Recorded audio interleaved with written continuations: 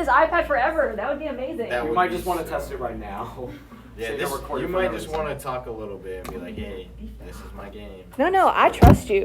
Full trust. Okay. We're going. Yeah, full commitment. Right. So did you stop recording this iPad? No, I have backup, yeah. Okay, today we're going to be working with imaginary numbers, which generally goes pretty well because the i's are treated just like x's are. They just represent an imaginary unit. So an imaginary unit is an I, and an I is defined as the square root of -1. So anytime you see a negative inside your square root, you should be turning that into an I as an imaginary number. And we can simplify these i's down, especially when your exponents start getting higher, because if I have I squared, that's the square root of -1 times the square root of -1, which will end up just being -1. And if I have I to the 4th, which would be -1 times -1, that would just be +1. And I probably should have included this one too, but I to the 3rd power is just going to be -I. So I should have included all 3 of those. That's my fault. Because I to the 3rd power, the I squared is the negative, and then you still have a leftover, bless you, a leftover I. So that's why I to the 3rd power is going to be -I. All right, a pure imaginary number is in the form of BI, where B is some number, I is the imaginary number. And complex numbers are A plus BI, where A is the real part, BI is the imaginary part.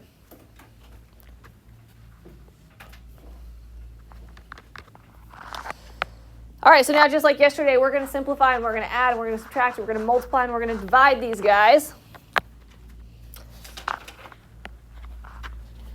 So on 56, if I want to write this guy, I want to simplify it down and write it as a pure imaginary number. The first thing I'm going to do is take that negative and pull it out and turn it into an I. Nothing else is going to change. The negative comes out, turns into an I. And then you're going to ask yourself, what is the square root of 144? 12. And so it's just regular 12. It's no longer in the square root. And so your answer would be 12I.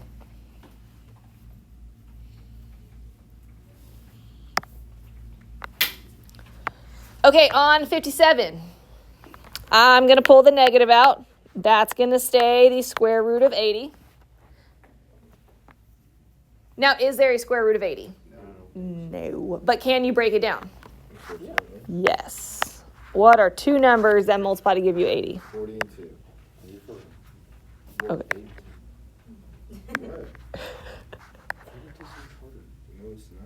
Okay, break down to give you 40? 22. And to get 20? It gives you 10 and 2. And then 10? 5 and 2. All right, so what do we have a pair of? 2 2. 2 2s with what left over? 1 5. 1 5. So the 2 pairs are going to go out. And when you bring the number out, you just bring it once. So one of the 2s is for one of the pairs. The other 2 is for the other pair. And then the I is still out there with it. And the 5 goes back on the inside. So your final answer is 4I square root of 5.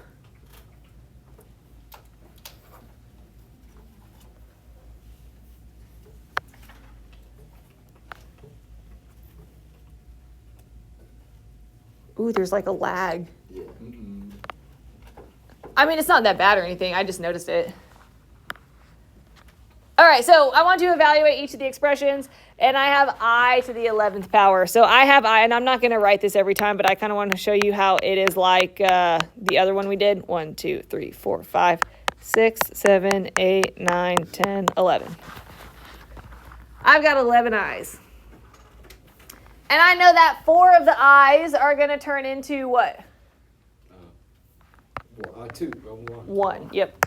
4 of the I's are going to I to the 4th is going to turn into 1. So when I come down here,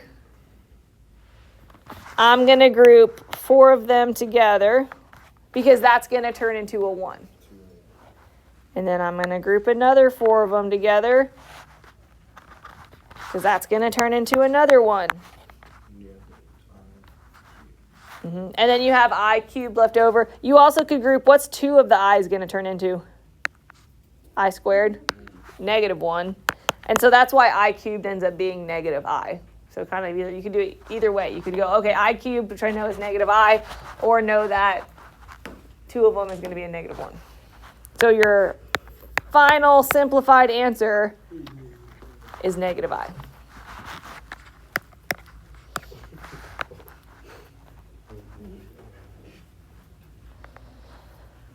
All right, now I'm not going to write I this many times. Instead, I'm going to divide. So if you ask yourself 11 divided by 4, how many times does 4 go into 11? Twice, with what left over? 3. And so that's also your leftover is where you're going to get that leftover exponent. Does that make sense? Okay. All right, go to 59. All right, so 59, I have both of these guys being raised to the fifth power. So I'm going to work out my exponent rules first, and then I will simplify with the i's. So the 5 is going to go with the 2, and it's going to multiply by the 9. So this is 2 to the 5th power. Remember, it's an exponent. And then I to what power? 45. Because 9 times 5 is 45. All right. Does anybody know what 2 to the 5th power is? What'd you say? 2 to the 5th. 32. Yes, 32. 32. And then I've got to do the 45. How many times can 4 go into 4? 11. Yes. 5? Wait, 4 or 4? You did that. I'm not that good in my head. Okay, so, okay, you're right. Yes, 11. We'll go 4 into 45 11 times. What's 4 times 11? 44. And so what's your remainder? 1. So we can simplify this to just 32i.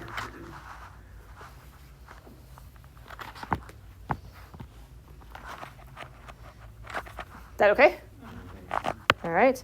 And then my last one over here. Kind of the same thing. I'm going to kind of work my exponent rules first, and once I simplify down my exponent rules, then I'll try to simplify my I down. So here, I'm going to multiply my exponents, and I'm going to get -I to the 10th power. The negative is going to stay because it's an odd exponent. Odd exponents will keep the sign because a negative 5 times will still be negative. All right, times by -3 to the 3rd power, -27, and then I 30. Okay, so now I'm going to multiply these together. So the understood -1 times the -27 is going to be 27, and then I to what exponent? 40, yes. Which can do it 10 times. Right, which goes into it 10. So 4 goes into it 10 times. Do you have any remainder? No, it's just No, so that is the same thing as just saying 27.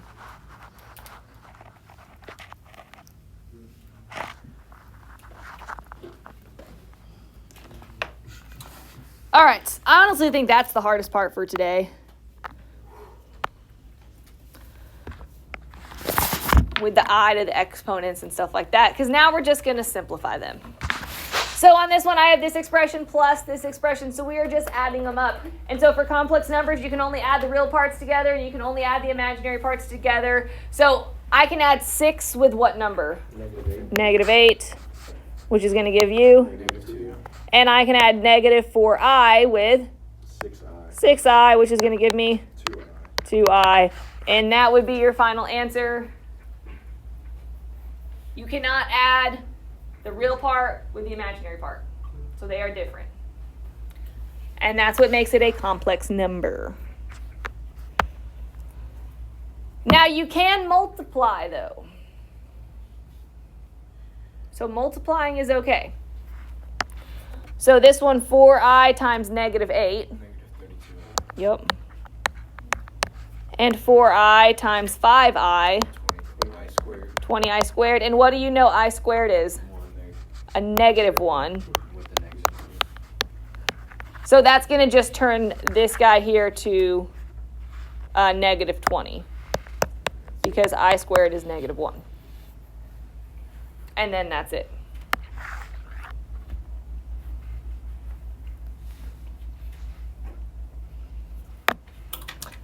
On my key, you might see me write the I second. They're the same thing, and I wouldn't count off if you wrote it the orange way as opposed to the green way. They're both fine. So just know if you're looking at the key, the order doesn't really matter. I guess technically if you're talking about a complex number, the I normally goes second, but it's not a big deal.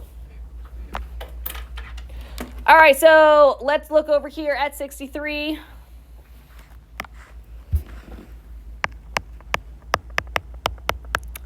All right, so I'm noticing conjugates again. Conjugates work for i's too.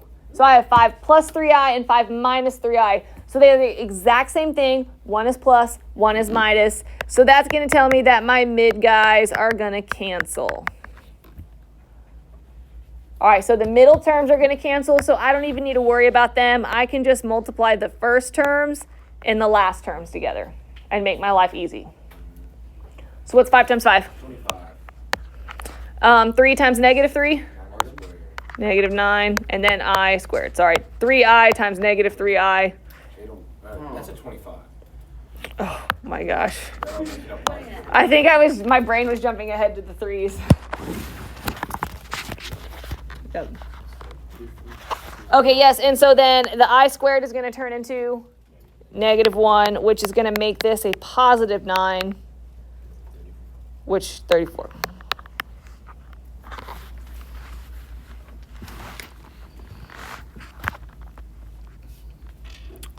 All right, can I move it? All right, on 64.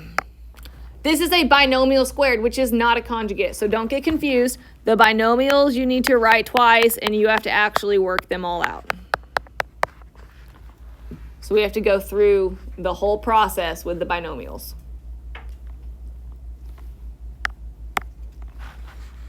All right, so 3 times 3? 9. 3 times negative 11i. Negative 33i. And negative 33i. So the pattern for binomial squared is those middle terms are normally, the middle terms are the same. So you get negative 33i, you're going to get negative 33i again. And then the last terms, what's negative 11i times negative 11i? Yep. That'll make it a negative. Right. So the negative 11 times negative 11 is positive 121. I times I is I squared. And so this I squared is going to turn this number a different sign. So it will actually make it a negative 121. So now I have to combine like terms. So 9 and negative 121. 111. No. I was going to say that sounds unfamiliar. Negative 112. Yeah. And then negative 33i and negative 33i. 66i. And then you can't combine them because one real is one imaginary.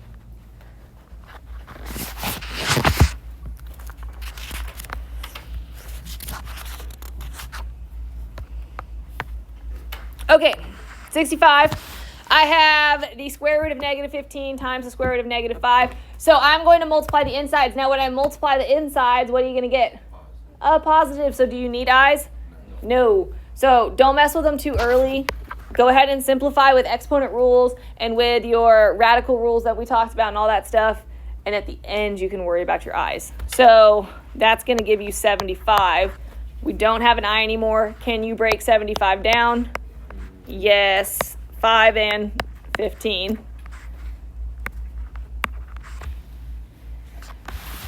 And 15 breaks down to 5 and 3. Yep. Pair of 5s, left over 3. So 5 on the outside, square root of 3 on the inside.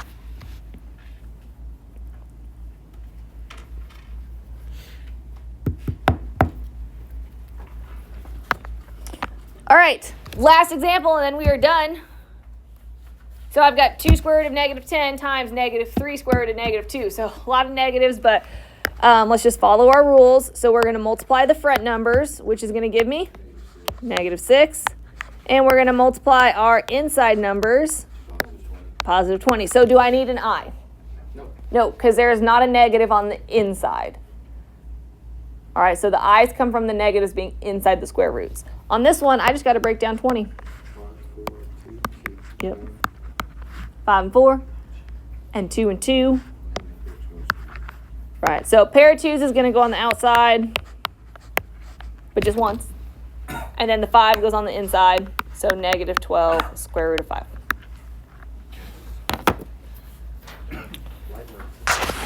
Yes, eyes. Eyes are, we like eyes. Paid a really nice size. Okay, so you are going to work on your homework for the rest of class, which you have a decent amount of time. So yes, get your homework out and actually work on it. It is not an option. I want you practicing it while you have the class time. We are going to have a homework quiz tomorrow, and if you talk to someone in second period, they don't have one. All right, but the rest of my classes, we're going to stay on track. So Friday, we can have a work day if we need it. All right, so on your homework, the beginning, just simplifying. Then you got the I's, and then you have simplifying like we did there at the end, and some multiplying and such with the square roots. All right, sound good?